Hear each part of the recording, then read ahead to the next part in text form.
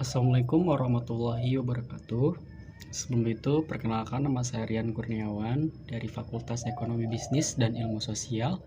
Baik, di sini saya akan menjelaskan tentang pengertian pasar, bentuk-bentuk pasar, dan segmentasi pasar dalam mata kuliah Studi Keuangan Bisnis.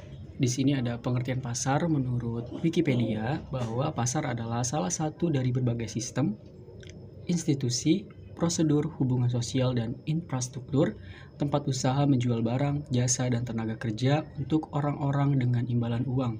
Barang dan jasa yang dijual menggunakan alat pembayaran yang sah seperti uang. Nah, sedangkan menurut pendapat saya pribadi bahwa pasar adalah di mana terjadinya proses transaksi jual beli antara penjual dan pembeli dengan menggunakan alat pembayaran yang sah berupa uang, baik itu uang logam, uang kertas maupun uang digital.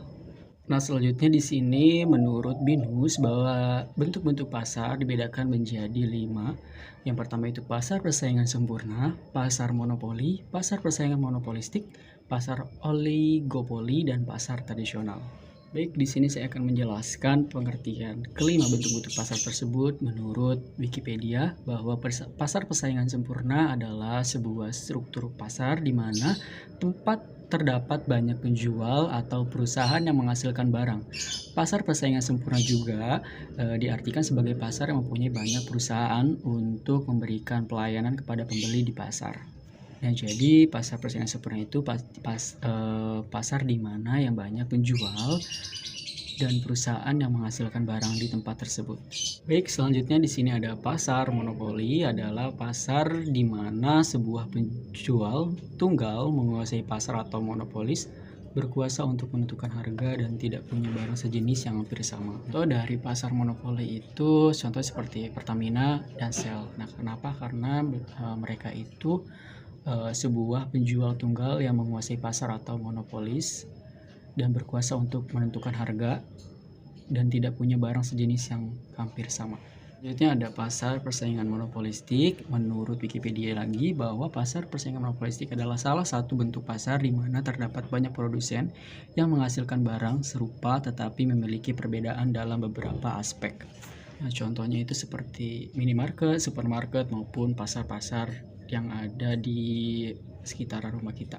Selanjutnya ada pasar oligopoli atau pasar persaingan tidak sempurna, karena dalam ciri pasar oligopoli ini jumlah antara produsen atau pedagang tidak sebanding dengan jumlah pembeli atau konsumen. Nah, jadi tidak ada persaingan yang sempurna gitu antara penjual dan pembeli. Kenapa? Karena jumlah pembeli atau konsumen itu lebih sedikit dibanding dengan produsen atau pedagang.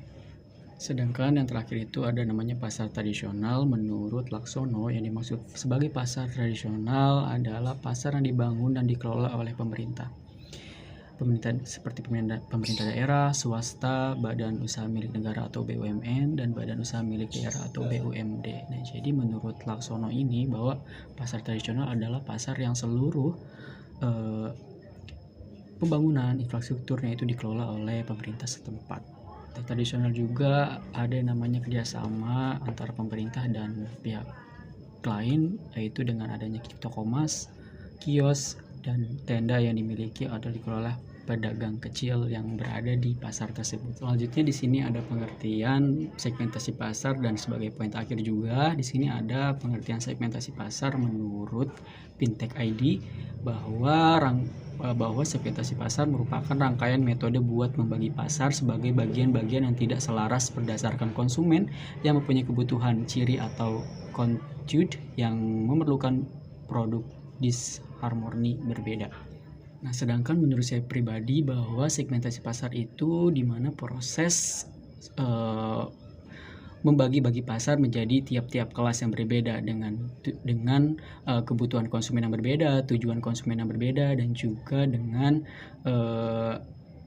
minat konsumen yang berbeda juga. Dengan adanya segmentasi pasar juga itu juga dapat mempermudah sebagai pengusaha baru untuk menentukan target pasar mana sih yang cocok dengan produk yang akan kita jual, yang kita akan produksi, apakah cocok di daerah tersebut atau tidak gitu. Dengan adanya segmentasi pasar juga jadi kita mengetahui nih target pasar produk kita itu cocoknya di mana, dijual di mana dan juga menentukan target pasar yang cocok dengan produk yang kita jual tersebut.